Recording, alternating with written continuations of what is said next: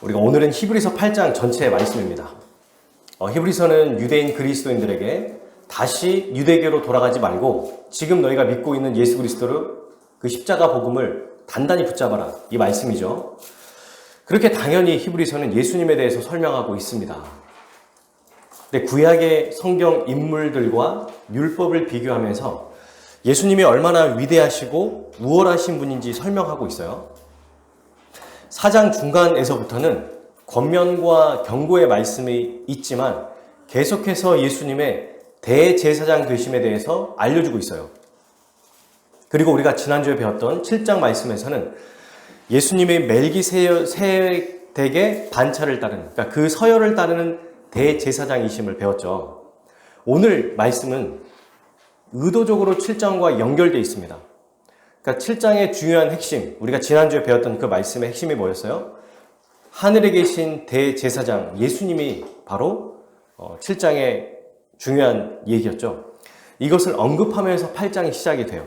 그래서 7장과 8장, 당연히 성경은 다 연결되어 있지만 특별히 8장은 7장을 요약하는 그 한마디를 시작으로 진행이 된다는 거예요. 자, 그리고 8장은 세 문단으로 나눠서 볼 수 있습니다. 대제사장이신 예수님은 어디에서 사역을 하는가? 이게 첫 번째 문단에 대한 내용이에요. 1절부터 5절까지. 예수님은 하늘 성소에서 사역하신다. 예수님의 사역 장소를 설명하는 거죠. 그리고 이렇게 하늘에서 대제사장으로 사역하시는 예수님은 어떤 분이신가? 두 번째 문단 6절에서 설명하죠. 새 언약을 성취하신 분이시다. 그러니까 예수님의 정체성에 대한 설명입니다. 새 언약을 성취하신 분이다. 그리고 이렇게 새 언약을 성취하신 하늘에 계신 예수님이 사역을 하시면 어떤 일이 벌어지는가? 이게 세 번째 문단에 대한 내용이에요. 7절에서 13절. 새 언약의 은혜와 능력을 베푸셔서 새 언약 백성을 만드신다. 이게 오늘 말씀의 내용입니다. 그러니까 7장과 연결해서 하늘에 계신 대제사장 예수님이 하늘에 계신다라는 것과 그러면서 이분이 사역하시는 곳이 어디냐? 하늘이다. 또 이분은 어떤 분이시냐? 새 언약을 성취하신 분이다. 그러면 이 새 언약을 성취하신 하늘에 계신 예수님이 사역하면 어떤 일이 벌어지느냐? 바로 새 언약 백성을 만드신다. 이렇게 세 가지로 살펴볼 수 있습니다. 하나씩 좀 보려고 해요. 첫 번째 문단 1절에서 5절. 예수님은 하늘 성소에서 사역하신다. 네. 1절 한번 읽어볼까요? 8장 1절. 지금 우리가 하는 말의 요점은 이러한 대제사장이 우리에게 있다는 것이라. 그는 하늘에서 지극히 크신 이의 보좌 우편에 앉으셨으니. 앞에 여기 보면은 지금 우리가 하는 말의 요점은 이라고 돼 있죠. 그러니까 지금 우리가 하는 말의 요점은 뭐예요? 지금까지 했던 말의 핵심은 바로 7장을 의미하는 거예요. 지금까지 7장에서 예수님에 대해서 얘기했잖아. 근데 이 핵심은 바로 뭐냐? 한마디로 요약하죠. 뭐라고 합니까? 대제사장이 우리에게 있다는 것이라. 이게 바로 7장에서 말하고자 하는 핵심이라는 얘기입니다. 7장의 핵심의 내용이 뭐였어요? 레위 제사장과 율법을 비교하면서 레위 제사장들과 율법은 백성을 온전하게 할 수 있다 없다? 없다. 그러나 영원히 살아계신 예수님만이 백성을 온전하게 하실 수 있는 대제사장이시다. 여기서 온전함이 뭐예요? 백성을 구원하고 또 구원한 자들을 위해서 중보하는 것을 말하는 거로서 우리는 배웠습니다. 그러므로 1절에서 이러한 대제사장이 우리에게 있다라는 의미는 뭐예요? 이런 의미죠. 영원히 살아계셔서 우리의 구원을 이루시고 지금도 우리를 위해 중보하시는 대제사장이 이 예수님이 우리에게 있다는 것이다. 이런 뜻이죠. 그러니까 뭐 쉽게 얘기하면 이런 거예요. 우리를 온전하게 하시는 대제사장이 지금 우리에게 있다. 이게 핵심 내용입니다. 우리를 온전하게 하시는 그분이 우리에게 있다는 거예요. 한번 예를 들어볼게요. 어린 아이들끼리 이렇게 지내다 보면 싸움이 벌어져요. 말다툼 하다가 더 심해지면 남자애들이 막 치고받고 싸우기도 하거든요. 근데 그때 한 아이가 말싸움도 안 되고 싸움도 막 지고 있는 거예요. 근데 갑자기 집에 있는 엄마 아빠가 생각이 납니다. 그래서 대뜸 뭐라 그래요? 야, 우리 집에 엄마 아빠 있어. 이렇게 딱 얘기해요. 엄마 아빠한테 다 이른다. 이렇게 얘기하면 갑자기 방금까지 뭔가 싸움에서 밀리고 있었던 애가, 걱정했던 애가 갑자기 힘을 얻어요. 맞다. 집에 엄마 아빠 있지. 내가 여기서 혼나도 엄마가 날 도와줄 거야. 아빠가 도와줄 거야. 이렇게 생각한다는 거예요. 그러면 상대방에 있는 아이도 뭐라고 말합니까? 야, 니네 엄마 아빠만 있냐? 우리 집에도 우리 엄마 아빠 있어. 이렇게 얘기한다는 거예요. 이게 무슨 의미라는 거죠? 엄마 아빠가 있으니까 날 도와주실 거니까 나는 두려울 게 없다. 무서울 거 없다. 너 까불지 마라. 이런 의미라는 거예요. 자, 또 하나 예를 들어볼게요. 1592년도에 조선군과 일본군이 바다에서 전쟁을 하고 있었습니다. 근데 이 조선군이 점점 밀리고 있었어요. 그때 이 조선 한 명의 군인이 이렇게 말합니다. 여러분, 우리에겐 이순신 장군님이 있습니다. 그리고 그 장군님이 이제 거북선을 타고 지금 곧 도착합니다. 이 얘기를 들은 조선 군인들은 어떻게 싸웁니까? 상황이 열악하고 아주 좋지 않음에도 불구하고 이순신 장군이 올 것이고 그가 있다는 생각 때문에 더 열심히 전쟁을 치러요. 열심히 싸운다는 겁니다. 우리에게 예수님이 계신다는 말이 이런 의미라는 거예요. 사랑하는 여러분, 우리에게는 어떤 어려움과 문제가 있습니까? 무엇을 해결하지 못해서 골머리를 썩으며 씨름하고 있습니까? 나를 두렵게 하는 게 무엇입니까? 생각해 보라는 거예요, 이거 한번. 직장에서, 가정에서, 부모와 자녀 관계에서, 친구와 동료 관계에서 나를 좀 무섭게 하거나, 나를 주눅들게 하거나, 내가 꼼짝 못하게 만드는 게 무엇입니까? 내가 가장 염려되는 게 뭐죠? 개인마다 다 달라요. 그죠? 근데 그때 두려움이 엄습하고 염려가 될 때, 그때 뭐 해야 되죠? 아, 대제사장 예수님이 우리에게 있지. 이걸 기억하라는 얘기입니다. 싸우던 아이가 집에 우리 엄마 아빠 있어 라고 말했던 것처럼, 조선군인이 우리에겐 이순신 장군님이 있어 라고 말하는 것처럼, 우리에게는 대제사장 예수님이 계신다는 사실을 기억해야 한다라고 말하고 있습니다. 여러분, 이 예수님이 계신다는 것은 예수님으로 인해서 하나님이 우리의 아버지 되시고 그분이 우리에게 은혜를 베풀어 주신다는 사실도 기억해야 돼요. 예수님만 계시는 게 아니에요. 예수님 그분의 옆에 누가 계세요? 하나님이 계십니다. 그러므로 여러분, 이 사실이 맞아, 하나의 명제가 되지 않았으면 좋겠어요. 실제로 삶을 살아가는 현장에서 이 말씀이, 이 진리가 우리에게 부딪혀지고 적용되어야 합니다. 그러면 우리가 사방에서 우겨싸움을 당해도 눌리거나 찌그러지지 않을 거예요. 바울은 이렇게 얘기하죠. 고린도후서 4장 8절에서 9절. 그러므로 우리는 사방으로 환난을 당해도 절망하지 않고 답답한 일을 당해도 낙심하지 않습니다. 핍박을 당해도 버림받지 않고 넘어뜨림을 당해도 망하지 않습니다. 이게 가능한 이유가 뭐죠? 바로 앞에 7절에서 설명해요. 우리는 이 복의 질그릇을 가지고 있는데 이는 이 능력의 지극히 큰 것이 누구에게 있고? 하나님께 있고 우리에게서 난 것이 아니라는 것을 보여주려는 것입니다. 무슨 말이에요? 지극히 큰 능력이 우리에게서 있는 것이 아니라 하나님 아버지께 있기 때문에 우리가 수많은 환난을 당해도 절망하거나 낙심하지 않는다는 거예요. 버림당하거나 넘어뜨림을 당할지라도 망하지 않는다는 것입니다. 눈앞에 압도되는 상황이 있을지라도 두려워하거나 걱정하지 말라는 거예요. 왜 그렇죠? 왜 그렇습니까?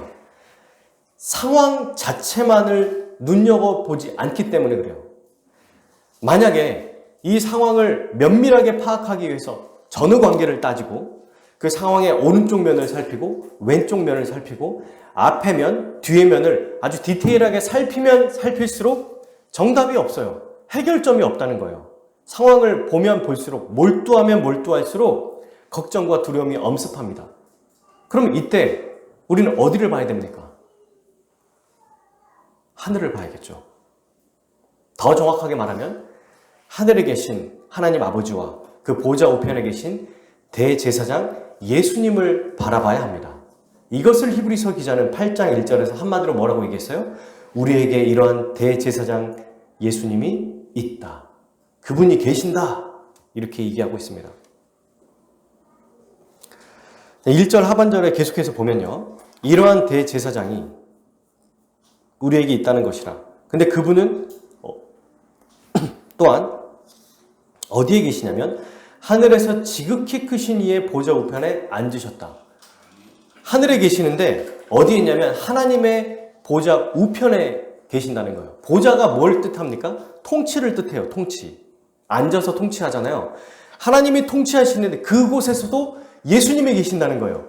하나님만 통치하는 게 아니라 예수님도 통치하신다는 겁니다. 오른편이란 말은 강한 힘으로 주권을 가지고 위임받아서 통치한다는 뜻이거든요. 근데 앉아 계신다는 건 뭐예요? 하나님의 뜻대로 이 땅에서 모든 사역을 완성하셨다는 뜻입니다. 모든 사역을 완성하셔서 이제 하나님의 뜻대로 하나님의 말씀대로 통치하고 계신다는 거예요. 전능하신 통치권을 받으셨죠. 성경은 여러분 우리에게 이 세상에 살아가는 우리에게 여러 가지 환난과 고난을 겪고 있는 우리에게 어떻게 위로를 주시냐면 이 땅의 모든 것이 잘 될 거야. 또 잘 풀릴 거야. 이렇게 말하지 않습니다. 더 좋아질 거야. 점점점 좋아질 거야. 그러니 희망을 가져. 이렇게 말하진 않아요. 물론 저는 우리 주님이 우리 모두에게 일용할 양식의 은혜를 주시는 것을 알고요. 믿습니다. 또 그렇게 우리는 경험하고 있어요. 필요에 따라서 보좌 앞에 담대하게 나아갈 때마다 은혜를 주실 겁니다. 문제를 해결해 주실 거고 또 약속해 주시고 소망 가운데 거하게 하실 거예요. 주님이 주시는 은혜가 크기 때문이죠. 근데 그보다 더 본질적인 위로와 소망을 주신다는 거예요. 이건 성경 전체의 모든 신자들에게 주시는 공통적인 사항이에요. 뭐냐면 문제 자체보다 문제를 해결하게 하시는 하나님 아버지와 그리고 그 일을 이루시는 중보자 예수 그리스도를 바라보게 하신다는 거예요. 참된 문제 해결점은요, 자체를 보고 디테일을 보고 사람을 보고 환경을 보고 상황으로 봐서 해결되는 게 아닙니다. 이 모든 것을 창조하시고 이끄시고 주관하시며 시간과 공간을 초월하셔서 그의 뜻대로 이끌어 가시는 하나님 아버지를 바라볼 때 그때 우리는 문제를 해결할 수 있는 거예요. 그래서 여러분 요한계시록에서도 보면 굳이 1장에서 이 극심하게 로마 황제의 박해를 받고 있는 자들에게 성경은 이렇게 위로해요. 8절 주 하나님이 이르시되 나는 알파와 오메가라 이제도 있고 전에도 있었고 장차 올 자여 전능한 자라 하시더라. 그리고 13절부터 16절까지 촛대 사이에 인자 같은 이가 발에 끌리는 옷을 입고 가슴에 금띠를 띠고 그의 머리와 털의 희기가 흰 양털 같고 눈 같으며 그의 눈은 불꽃 같고 그의 발은 풀무불에 단련한 빛난 주석 같고 그의 음성은 많은 물소리와 같으며 그의 오른손에 7별이 있고 그의 입에서 좌우에 날성검이 나오고 그 얼굴은 해가 힘있게 비치는 것 같더라. 아멘. 지금 누구에 대한 설명입니까? 전능하신 성부 하나님 아버지와 그리고 위대하신 그의 아들 성자 예수님에 대해서 설명하고 있는 얘기입니다. 이렇게 딱 얘기했을 때 그 즉시 위로를 받았다는 거예요. 지금 눈앞에서 죽어나가고 있고 고통을 당하고 있는데 전혀 다른 방식의 문제를 보여주십니다. 이것 자체가 해결될 실마리를 보여주기보다 더 크고 완전한 것, 완성될 하나님 나라, 그리고 그 나라에 살아갈 우리의 모습, 현재 지금 이 역사가 이끌어가는 과정, 눈앞에는 로마 황제가 왕이 돼서 이끌어가는 것 같지만 실상에서는 하나님 아버지께서 보좌 우편에서 다스리고 계신다. 그러니 용기를 잃지 마라. 지금 죽는 것이 전부가 아니다. 다가 아니다. 이 얘기를 계속해서 해주고 있는 거죠. 이게 성경이 우리를 위로하는 방식이에요. 상황을 보게 하고 상황을 해결하게 하는 것은 부차적입니다. 더 우선적인 건 뭐다? 하늘에 계신 하나님 아버지 그리고 예수 그리스도를 바라보게 한다는 겁니다. 이걸 한마디로 히브리서 기자는 우리에게 이러한 대제사장 예수 그리스도가 계신다. 이렇게 표현하고 있어요. 이게 우리 믿음의 선배들도 가진 방식이죠. 그래서 그들이 뭐라고 말했어요? 하나님을 아는 것이 우리의 힘이다 라고 얘기했어요. 문제 자체보다 문제 위에 계신 하나님과 그의 아들 예수 그리스도를 아는 것이 우리의 참된 위로가 소망이 되기 때문입니다. 성경에서 시편 기자는 어떻게 말하고 있죠? 우리 한번 찾아봅시다. 시편, 오늘 말씀을 그대로 덮지 말고요. 두고 시편 121편 말씀을 찾아보겠습니다.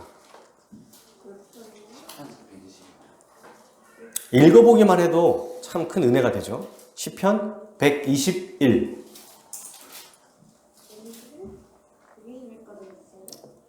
시편은 특별히 절망과 어려움 속에 빠진 자가 하나님께 구원해달라고 요청하는 거지 않습니까? 자, 읽어보겠습니다. 다 읽어볼 거예요. 1절부터 8절까지. 시작. 내가 눈을 들리라. 나의 도움이 어디서 올까? 나의 도움은 천지를 지으신 여호와에게서로다. 여호와께서 너를 실족하지 아니하게 하시며 너를 지키시는 이가 졸지 아니하시리로다. 이스라엘을 지키시는 이는 졸지도 아니하시고 주무시지도 아니하시리로다. 여호와는 너를 지키시는 이시라. 여호와께서 내 오른쪽에서 내 그늘이 되시나니 낮에 해가 너를 상하게 하지 아니하며 밤에 달도 너를 해치지 아니하리로다. 여호와께서 너를 지켜 모든 환난을 면하게 하시며 또 내 영혼을 지키시리로다. 여호와께서 너의 출입을 지금부터 영원까지 지키시리로다. 아멘. 이 여호와가 누구십니까? 하나님 아버지 그리고 우리 주 예수 그리스도를 얘기하죠. 그의 아들. 우리의 도움이 어디서 온다고요? 천지를 지으신 우리 하나님 아버지께로 온다. 그리고 그분이 보내신 예수 그리스도께로부터 오는 것이다. 그분은 우리를 실족하지 않고요. 우리를 지키십니다. 졸지도 않으시고 잠도 안 자십니다. 오히려 우리를 상하지 않게 하시고 또 환난을 면하게 하시고 우리를 도우시고 영원까지 지키신다는 거예요. 여러분, 우리의 관점은 그러므로 이 세상에 있는 게 아니에요. 하늘에 있다는 겁니다. 이게 현실적으로 막 확 와닿는 게 아니죠. 그러나 성경에서 말하는 것이 진리임을 안다면 이 방법으로 돌아가야 돼요. 하늘에 계시는 거 알지? 알죠. 근데 뭐 그렇게 믿는 게 쉽습니까? 라고 하면 다시 문제로 돌아가는 방식입니다, 이건. 그렇게 해서는 안 돼요. 성경이 우리를 알려주고 우리에게 방법을 제시한다면 그 방법대로 따라가고 그 방법대로 취하는 게 신자가 해야 될 역할인 거죠. 그래서 문제를 보지 마라. 문제를 디테일하게 볼수록 더 꼬이게 될 거다. 더 마음이 불안해진다. 더 확장시켜봐라. 좋아질 게 없다. 그러니 사방 보지 말고 하늘을 봐라. 곧 하나님 나라에 계신 하나님과 우리 주 예수 그리스도를 바라보라는 얘기죠. 우리의 관점을 계속 거기에 두라는 거예요. 여러분, 하늘을 보면은 그냥 진짜 대기권에 있는 곳, 대기권에 하나님이 계신다는 게 아니라 맞아. 이 땅이 전부가 아니지. 이 세상이 다가 아니지. 우리 주님이 계시지. 주님이 우리를 통치하시지. 또 이끌어 주시지. 이걸 생각하라는 얘기예요. 사도 바울은 우리에게 뭐라고 또 얘기하죠? 시민권이 하늘에 있다고 얘기해요. 이 땅에 살아가지만 이거는 말소되고 유효기간이 있습니다. 진짜 우리의 영원한 시민권은 어디에 있어요? 하늘에 있다는 거예요. 빌립보서 3장 20절. 그러나 우리의 시민권은 하늘에 있는지라. 거기로부터 구원하는 자, 곧 주 예수 그리스도를 기다리노니. 이 시민권이 하늘에 있어요. 우리의 진짜 참된 정체성은 하늘에 있다는 것입니다. 그러니 이 땅에서 일희일비하지 말고 하늘에서 이미 이루어진 것에 감사하고 그리고 지금도 이루시는 것에 감사하며 살아라 라고 말하는 겁니다. 이게 현실의 어려움을 이기는 가장 위대하고 복된 방식이에요. 사랑하는 여러분, 우리 모두가 이 성경의 관점으로 세상을 바라보기를 바랍니다.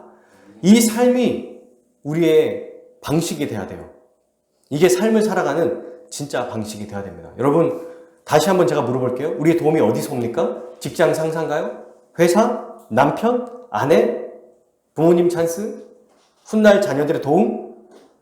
노후? 아니에요, 다. 천지를 지으신 여호와, 우리 하나님 아버지께로부터 오는 것입니다.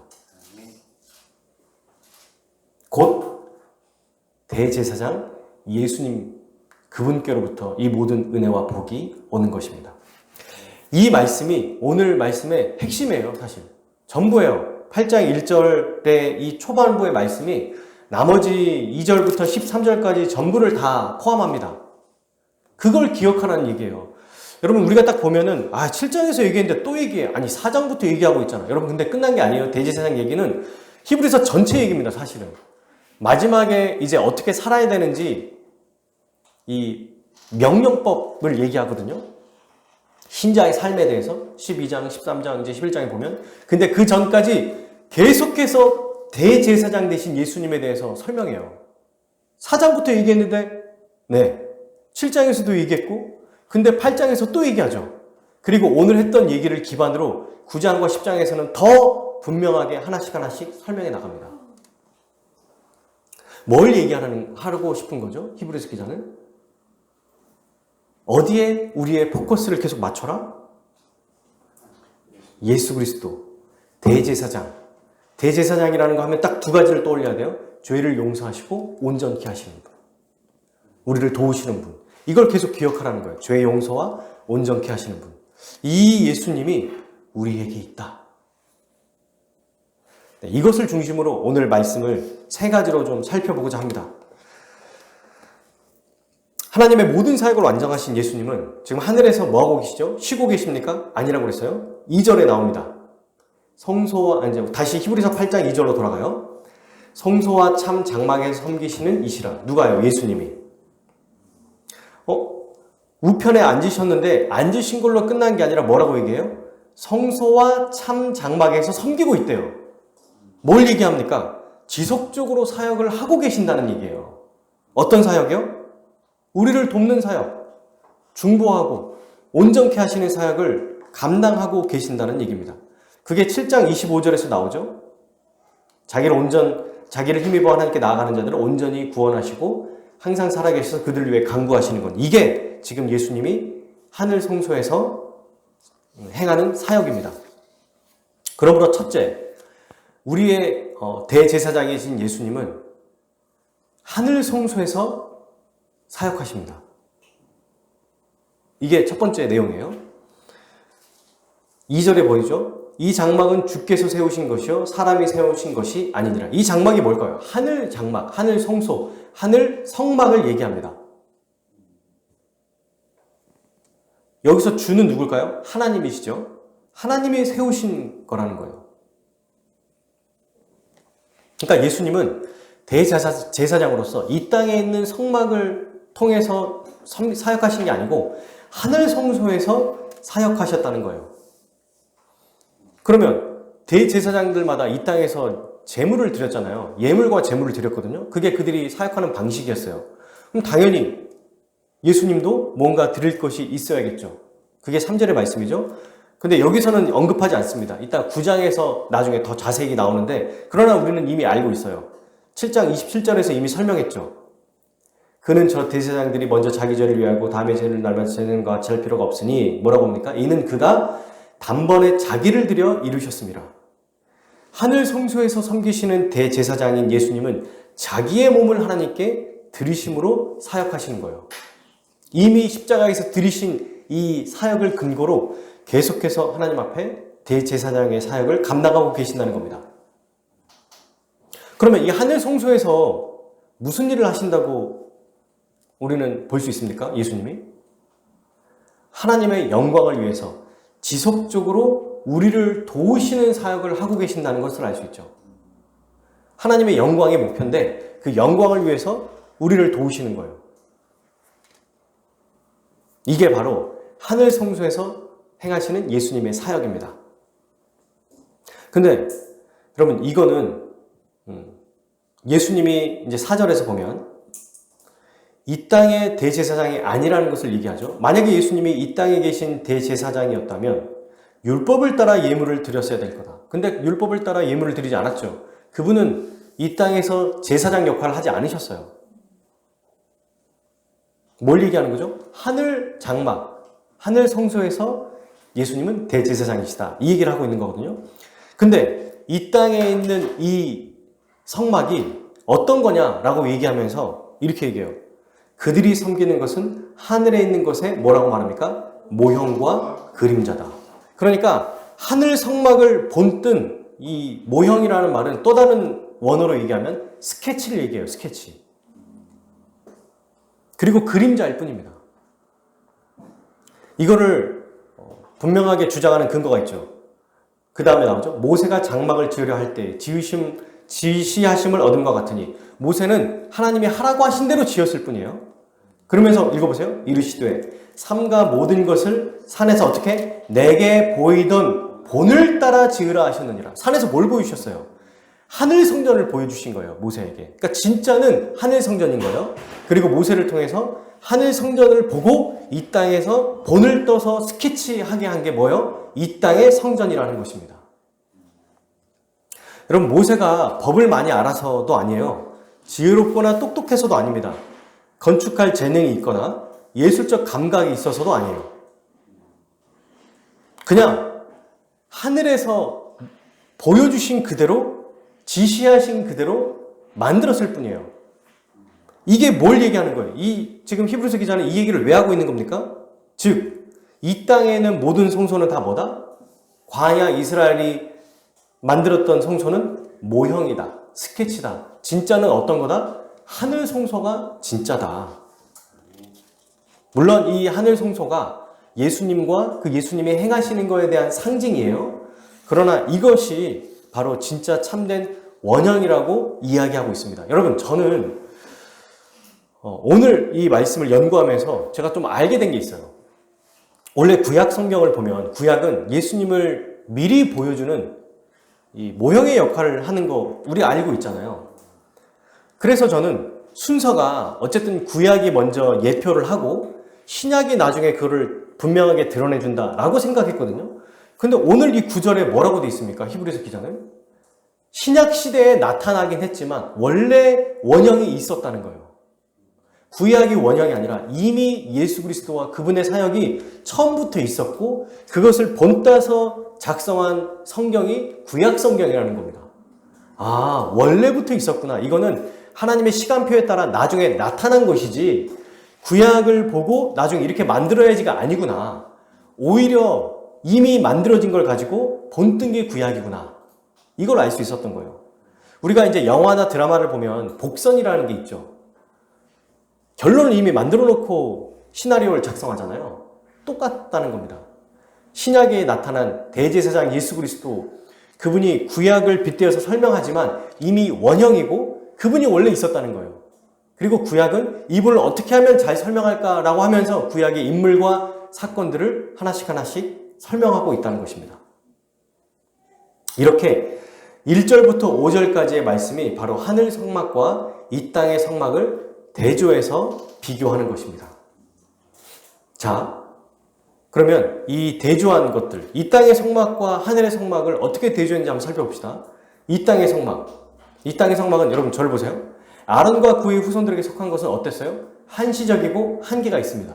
그들이 드린 거는 동물 제사이기 때문에 간접적인 죄 용서가 된 거예요. 하나님이 인정해 주신 것이죠, 그냥. 그리고 그들도 죄인이기 때문에 영원하지 않습니다. 대제사장들 죽어요. 제사장은 한 30년 정도 사역한다고 얘기했잖아요. 근데 대제사장은 죽을 때까지 사역하거든요. 한 명이니까. 그리고 그 후손이 또 이어받아요. 한시적이나 한계가 있습니다. 또 이 땅의 성막은 누가 세웠다고 얘기합니까? 사람이 세웠다고 얘기하죠. 이 땅의 성막은. 근데 여러분, 하늘의 성막은 어떻습니까? 하나님이 세우셨어요. 그리고 원형, 예수 그리스도가 대제사장으로 모든 대제사장의 원형이다. 그리고 그분은 동물 제사가 아니라 직접 자기의 몸을 드림으로 모든 죄를 용서해 주셨다. 그리고 단 한 번 제사를 드림으로 영원한 제사의 효력을 가져오게 하셨다. 이렇게 얘기합니다. 그러면서 뭐라고 말합니까? 6절. 더 좋은 약속에, 더 좋은 언약의 중보자시다. 이 말이 뭡니까? 이 땅에 있는 성막이 나쁘다는 거예요? 좋다는 거예요? 이 땅에 있는 성막도 좋은 거예요. 근데 비교했을 때 훨씬 더 좋다는 겁니다. 예수님이 가지고 오신 언약이. 그러니 여러분, 비교할 때 이것을 조심해야겠죠. 무조건 나쁜 거야. 율법은 안 좋아. 버려야 돼가 아니라 그 당시에 하나님이 계시하신 가장 좋은 것이었어요. 사람에게 제일 좋은 거였어요. 율법도, 대제사장도, 제사도. 그러나 이것은 원형에 비하면 아무것도 아니었다는 것입니다. 훨씬 더 좋았다는 거죠. 저는 어렸을 때 형이랑 같이 문구점에 가가지고 혹시 아시는 분 있을지 모르겠는데요. 종이로 된 축구 게임이 있거든요.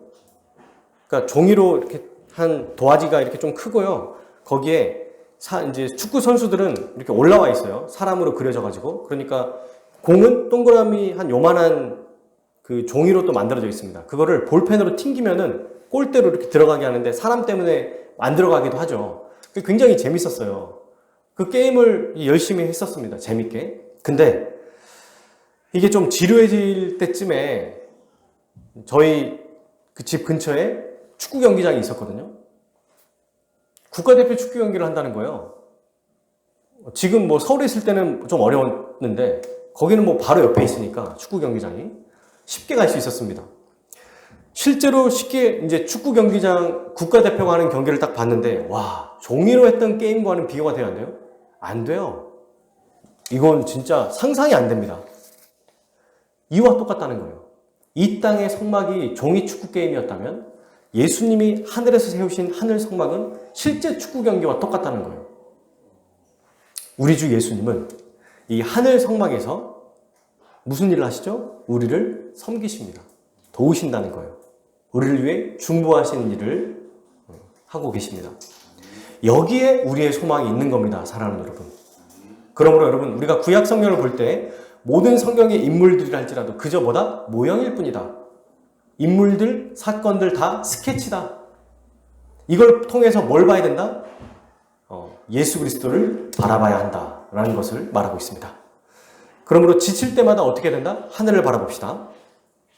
예수님을 우리가 바라봐야 된다는 거예요. 자, 그러면 이러한 예수님이 어떤 분이냐? 두 번째 문단이에요. 6절 같이 한번 읽어볼까요? 그러나 이제 그는 더 아름다운 직분을 얻으셨으니 그는 더 좋은 약속으로 세우신 더 좋은 언약의 증보자시라. 아멘. 더 아름다운 직분은 더 위대한 직분이를 얘기하거든요. 근데 이 예수님은 더 좋은 약속을 받았대요. 어떤 약속이요? 약속보다 더 좋은 약속을 받았죠. 이 어떤 약속이 뭐예요? 앞에 있는 약속이? 모세에게 주신 약속. 모세 율법.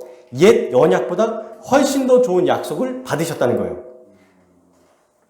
예수님은 어떤 분이신가? 하늘 성소에서 일하시는 분인데 그 예수님은 더 좋은 약속을 받으시는 분이시다. 더 좋은 약속을 받아서 하나님과 우리 사이에서 중보자로 계신다라고 얘기합니다. 그러면 이 훨씬 더 좋은 약속이 뭡니까? 히브리서 9장 15절에도 나오지만 바로 우리 뒤에 보면 나오죠. 우리 말씀을 보면 10절 8절이네요. 8절 바로 뒤에 나오죠. 유다 집과 더불어 뭐다? 새 언약을 맺으리라. 새 언약을 얘기하는 거예요. 그러므로 둘째, 우리의 대제사장이신 예수님은 새 언약을 성취하는 분이십니다. 앞에서 첫 번째는 뭐라고 그랬어요? 우리의 대제사장 예수님은 하늘 성소에서 사역하신다. 그리고 그분은 어떤 분이시다? 새 언약을 성취하신 분이시다.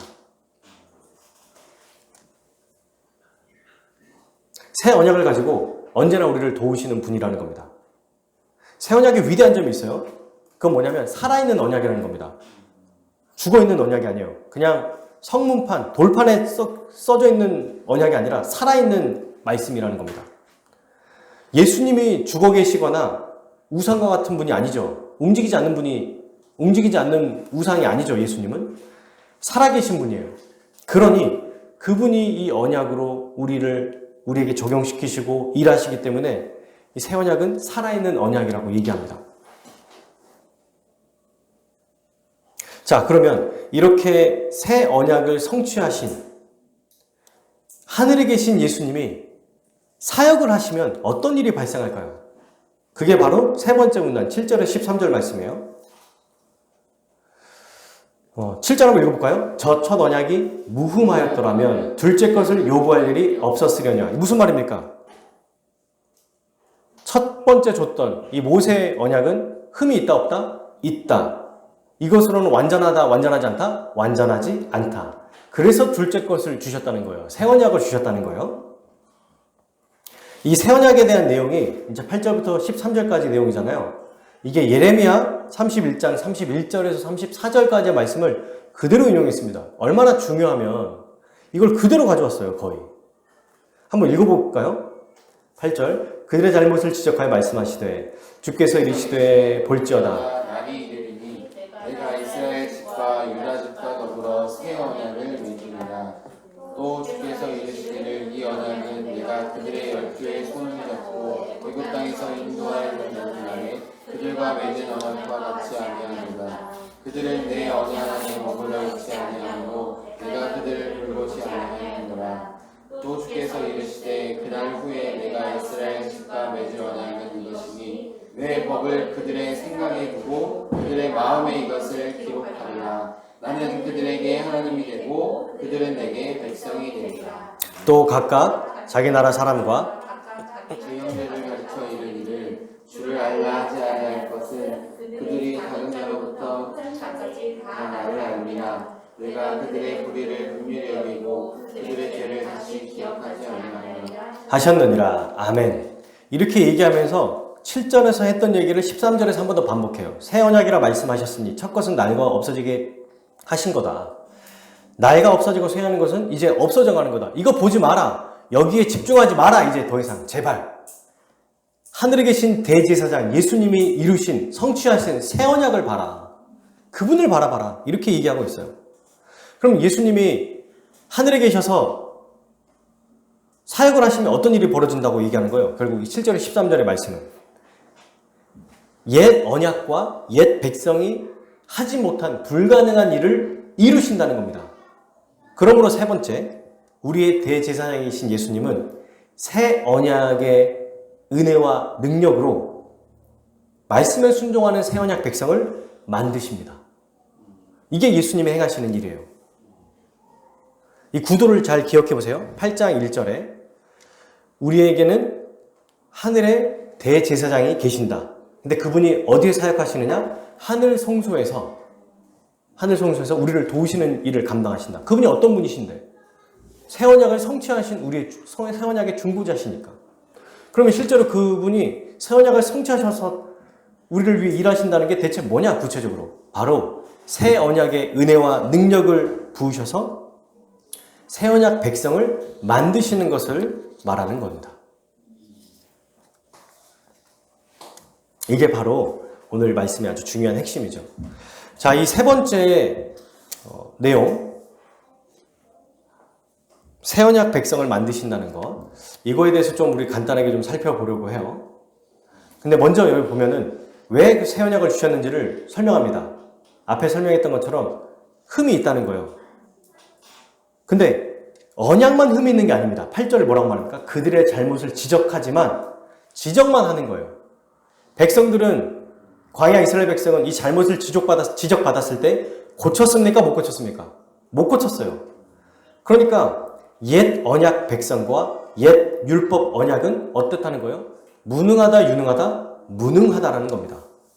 하나님은 이스라엘 백성을 이집트에서 구출하시고 언약을 맺으셨어요. 그리고 그들에게 언약을 주셨습니다. 그들은 이제 얘기했어요. 우리가 언약을 지키겠습니다 라고 얘기했는데 언약을 못 지켰어요. 가장 결정적인 모습이 뭐예요? 모세가 돌판을 받자마자 던져버려서 깨버리잖아요. 돌판이 언약을 못 지키는 백성에게 지킬 수 있게 못해요. 그죠? 옛 돌판은 못 지키는 백성에게 지킬 수 있게 못 만든다는 거예요. 그러면 동시에 반대로 이 율법이 못 지키니까 언약 백성도 지킬 수 있어야 되잖아요. 그것도 안 된다는 겁니다. 이게 바로 옛 언약과 옛 율법의 무능함이에요. 잘못됐고 나쁘다는 게 아니라 한계가 있다는 겁니다. 못한다는 거예요. 그래서 우리 하나님은 이 일을 이루시기 위해, 하나님 말씀에 순종하는 자로 만드시기 위해 새 언약을 그리스도를 통해 주신 거예요. 이 새 언약의 특징을 네 가지로 간단하게 정리할 수 있어요. 첫 번째, 8절에 이제 새 언약을 맺는다고 얘기하셨죠. 9절에 보면 쭉 얘기하면서 10절, 내 법을 그들의 생각에 두고 그들의 마음에 이것을 기록하리라. 첫 번째는 하나님의 법이 백성의 생각 속에 심겨지고 마음에 새겨지는 겁니다. 그렇게 될 거라는 거예요. 말씀이 생각나게 될 거고요. 마음에 기록될 것입니다. 이것은 예수님이 성령님을 보내셔서 이루신 일이에요. 요한복음 14장 26절. 그러나 보혜사 곧 아버지께서 내 이름으로 보내실 성령께서는 너희에게 모든 것을 가르치시고 내가 너희에게 말한 모든 것을 뭐한다? 생각나게 하실 것이다. 이 일을 이루신다는 거죠. 누가? 예수님이 성령을 보내심으로. 그리고 두 번째, 새 언약의 특징은 하나님은 그들의 하나님이 되고 그들은 하나님의 백성이 될 것입니다. 그게 뒤에 나오죠. 나는 그들에게 하나님이 되고 그들은 내게 백성이 되리라. 여러분, 이건 구약에서 한 번도 이루어지지 않은 일이었어요. 불가능했어요. 누구도 이루지 못했습니다. 하나님이 너희가 내 언약을 지키면, 출애굽기 19장 5절 6절에서 그렇게 얘기하거든요. 너희가 세굴라 나의 소유가 되고 제사장 나라가 되고 거룩한 백성이 되게 할 것이다 라고 했지만 이걸 지킨 사람이 한 명도 없었어요. 왜요? 율법은 불가능하니까. 왜요? 이 율법 하나님의 백성일지라도 이것을 이룰 수 있는 능력이 없었기 때문입니다. 그러나 이제 하나님이 직접 하나님의 백성 만드시겠다는 거예요. 이게 바로 새 언약의 내용입니다. 자, 그리고 세 번째 11절 각각 자기 나라 사람과 자기 형제를 가리켜 이르기를 주를 알라 하지 아니할 것은 그들이 작은 자로부터 큰 자까지 다를 알미라. 가르칠 필요가 없다는 거예요. 하나님의 택한 자들은 모두 다 하나님을 알게 될 것이기 때문입니다. 하나님이 참된 하나님이시고 참된 창조주이심을 고백하며 살게 될 거라는 거예요. 이게 세 번째 새 언약의 특징이에요. 그러면 정말 한번 알게 됐으니까 영원히 몰라도 된다 이 말이 아니라 계속해서 우리는 성장하며 자라가야 되거든요. 그런데 하나님이 택한 자들은 하나님께서 알게 하신다는 거예요. 복음을 통해서, 전도를 통해서, 말씀을 통해서 하나님을 알아가게 하신다는 거죠. 자, 그리고 끝으로 네 번째. 내가 그들의 12절이죠. 그들의 불의를 긍휼히 여기고 그들의 죄를 다시는 기억하지 아니하리라.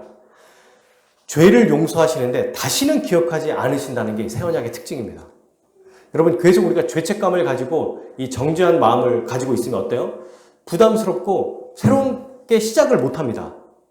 뭔가 뭐 하려고 해도 지난주에 내가 이런 인간이었는데 내가 오늘도 이렇게 살았는데 어떻게 이렇게 살겠어? 라고 하지만 그러나 우리 하나님은 새 언약을 주셔서 다시는 기억하지 않는 죄 용서를 주신다는 거예요. 단 하나도 기억하지 않는다는 겁니다.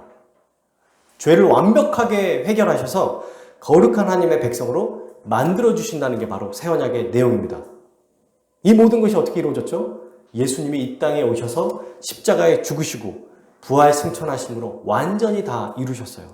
성령을 보내심으로 이 새 언약을 우리에게 성취하시고 적용시켜 주셨습니다. 그래서 우리가 새 언약의 은혜와 능력을 받은 새 언약 백성이 된 거예요. 옛 언약의 연약함과 무능함을 모두 해결하신 거죠. 생각과 마음을 새롭게 하셨습니다. 이게 바로 새 언약의 특징이에요. 사람이 할 수 있는 게 아니라 하나님이 행하신다는 겁니다. 그분이 직접 생각에 말씀을 넣어주고 마음에 말씀을 넣어준다는 거죠. 여러분, 여기서 중요한 우리가 알아야 될 내용이 있어요. 믿음이 역사하는 방법을 말해주고 있습니다. 어떻게 믿음이 발휘되느냐? 새 언약에서 뭐라고 얘기했어요? 우리의 생각과 마음에 말씀이 새겨진다고 얘기했잖아요. 그러니까 믿음은 뭐냐면 첫 번째 생각, 우리가 사고하는 기능과 우리의 마음, 이 두 곳에서 일어난다는 거예요. 우리는 먼저 진리를 이해해야 됩니다. 머리를 써서 진리의 체계를 하나씩 하나씩 이해하고 받아들여야 돼요. 그리고 이것을 받아들이면 마음에서 그 진리를 사랑하고 헌신해야 돼요.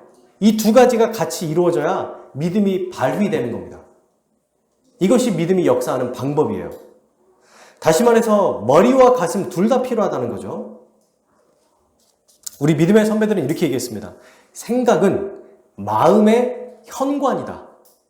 마음에 이제 문이 들어가기 전에 이 생각이 먼저 필요하죠. 그리고 마음은 영혼의 중심이다.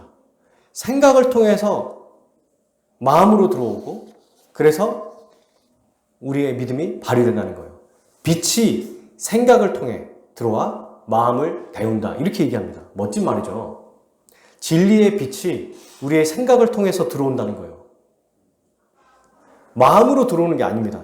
그래서 어떤 사람들은 신앙생활 하면서 막 수많은 은혜와 기적과 체험, 감동을 맛봐요. 근데 구원을 못 얻습니다. 왜 그럴까요? 성경에서 말하는, 성경에 계시된 하나님을 바르게 하는 지식이 없기 때문에 그래요. 그러므로 여러분, 반드시 머리로부터 오는 생각으로 주어지는 교리, 성경의 핵심의 내용을 아는 것이 동반돼야 돼요. 그래서 이런 말은 틀린 거죠. 아유, 머리로 믿지 말고 좀 마음으로 믿어라. 이런 말은 완전히 틀린 얘기예요. 먼저 머리로 알아야 되는 참 지식이 필요합니다. 우리는 오늘 그리고 계속 이 성경 66권의 참 지식을 배우고 있습니다. 이게 마음의 현관으로 들어온 거예요. 이 진리가. 그리고 마침내 이 지식이 들어오면 지식 자체가 하나님의 말씀에 능력이 있기 때문에 마음을 뚫고 들어옵니다. 지식을 들을 때. 그리고 역사하는 거예요. 그러므로 여러분, 참된 믿음은 올바른 지식과 생각과 생각에서 뚫고 들어온 마음으로 비롯되는 거죠. 이게 바로 믿음입니다. 그러니 하나님을 아는 지식 없이 감정적인 열정, 의미 없는 열정은 잘못된 거예요. 조심해야 되겠죠. 성경은 이렇게 얘기하죠. 우리에게. 성경의 말씀, 이 지식을 하나씩 받아들이다 보면 성령께서 역사하셔서 우리의 마음을 뚫고 꿰뚫어서 그 말씀이 역사하셔서 우리의 믿음이 생기고 발현된다는 겁니다. 자, 여러분 이제 말씀을 정리하겠습니다. 오늘날 우리가 살아가는 이 시대가 어때요? 만만한가요? 만만치 않습니다. 녹록하지 않아요. 뭔가 좀 괜찮은 해가 될 것 같으면 꼭 무슨 문제가 생기고요. 지난주에 막 설교 말씀을 나누면서 이번 주에는 이제 너무 좋아서 앞으로 이렇게 살게 될 것 같아요 하는 순간 그날부터 막 일이 생깁니다. 이게 우리의 삶이에요. 정말 어렵습니다. 쉽지 않아요. 고난과 고통과 어려움이 있어요. 이게 해결된 것 같은데 다시 또 다른 문제가 터져요. 그래서 다시 해결 안 된 것 같아. 말짱 도루묵이라고 하는 말 있잖아요. 다시 원점으로 돌아오는 것 같아요. 이게 우리 현실의 문제입니다. 그러니 이런 상황에서 제가 기사를 보니까 우울증 환자가 기하급수적으로 늘어나고 있대요. 2년 전에 나와 있던 조사만 봐도 100만 명이 넘었다고 하죠. 오늘날 뭐가 더 많이 생기죠? 가장 많이 생기는 병과 정신의학과. 점점점 많이 늘어나는 추세랍니다. 근데 이 우울증의 특징이 꼭 무엇인가를 통해서 나타나는 게 아니라는 게 오늘날 현상이래요. 뭔가 안 좋은 일이 일어나거나 형편이 안 좋거나 어렸을 때부터 막 뭔가 학대를 받고 이래야 뭔가 우울증의 현상이 나타나는데 그런 게 없다는 거예요. 그런 게 없는 사람도 지금 나타나고 있다는 겁니다. 이게 사회 전반적으로 나타나는 사회 속의 분위기입니다. 이들은 죽고 싶어. 삶을 놔버리고 싶은 환자들이 한 40% 된대요. 얼마나 많습니까? 이런 세상에서 우리는 어떻게 살아야 될까요? 오늘 히브리서 8장이 우리에게 얘기하십니다. 이 땅과 이 땅에 있는 것을 의지하지 말고 하늘을 봐라. 하늘에 계신 우리의 대제사장 예수 그리스도가 우리에게 있다. 우리 엄마 아빠 있어. 이순신 장군이 우리에게 있습니다. 라고 하는 것처럼 문제와 어려움이 발생할 때마다 시시때때로 우리에겐 예수님이 있지. 그분이 대제사장이시지. 우리를 온전케 하셨고 온전케 하고 계시지. 이걸 기억해야 된다는 겁니다. 그 대제사장이신 예수님은 어떤 분이시죠? 세 가지를 봤어요. 첫 번째, 우리의 대제사장이신 예수님은 하나님이 세우신 하늘 성막에서 사역하신 분이시다. 하늘, 곧 하나님 나라를 얘기하죠. 둘째, 우리의 대제사장이신 예수님은 우리를 도우시기 위해 뭘 성취했어요? 새 언약을 성취하신 분이세요. 새 언약의 중보자, 하나님과 우리 사이 가운데에서 우리에게 가장 좋은 것을 달라고 하나님께 요청하는 분이라는 겁니다. 근데 왜 이게 가능하냐? 새 언약을 성취하신 분이니까 가능하다는 거예요. 세 번째, 우리의 대제사장이신 예수님은 성령님을 보내주셔서 새 언약의 은혜와 능력을 우리에게 적용시켜 주십니다. 그래서 우리를 새 언약 백성 만들어 주시죠. 지금도 성경 말씀을 듣고 받아들이는 자는 마음의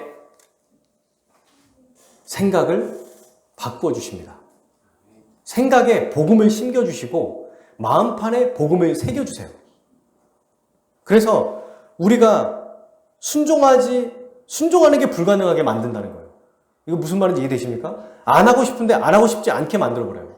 나 순종 안 하고 싶어. 나 이제 하나님 말씀대로 안 살고 싶어. 그렇게 못한다는 거예요.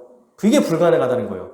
완전한 하나님의 백성이 된다는 것입니다. 그렇게 만들어주신다는 겁니다.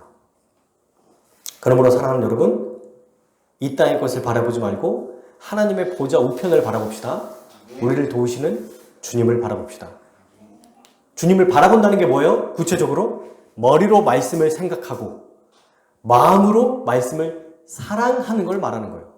그냥 주님을 보는 거는 맹하게 하늘만 보는 게 아니라 우리 주님이 새 언약을 성취하시고 나에게 새 언약의 은혜를 베풀어 주시지 생각해요. 그리고 그 은혜의 역사가 우리의 마음을 뚫고 들어와서 사랑하게 만드는 거예요.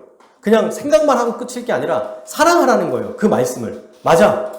계속 간직하라는 거예요. 기억하라는 거예요. 놓치지 말라는 거예요. 우리 주 예수님이 나를 위해 도우시지. 맞아. 그 예수님을 더 사랑해야겠다. 더 헌신해야겠다. 이 말씀도 살아야겠다. 노력하게 될 때 주님을 바라보게 되는 역사가 나타난다는 것입니다. 그래서 날마다 하나님 말씀을 봐라. 말씀을 기억해라라고 얘기하는 거예요. 말씀을 이미 새겨진 말씀을 다시 읽을 때 우리는 사랑하게 되는 거예요. 말씀을 사랑할 수 있습니다. 그리고 사랑하게 될 때 우리는 주님만 바라보는 자로 살아가게 될 것입니다. 아멘. 이것이 우리의 한 주간의 소망이고 한평생의 소망이 되기를 바랍니다. 이번 한 주도 사랑하는 여러분, 우리를 온전하게 하시는 하나님 보좌 우편에서 하늘 성소에서 새 언약을 성취하셔서 그 은혜를 언제든 주기를 원하시는, 은혜와 능력을 막 지금도 주기를 원하시는 그 예수님을 바라보면서 이 세상과 이 세상의 것을 의지하지 않고 주님만 보고 주님께 영광 돌리며 살아가는 우리 모든 하나님의 백성 되기를 주님의 이름으로 축복합니다. 아멘.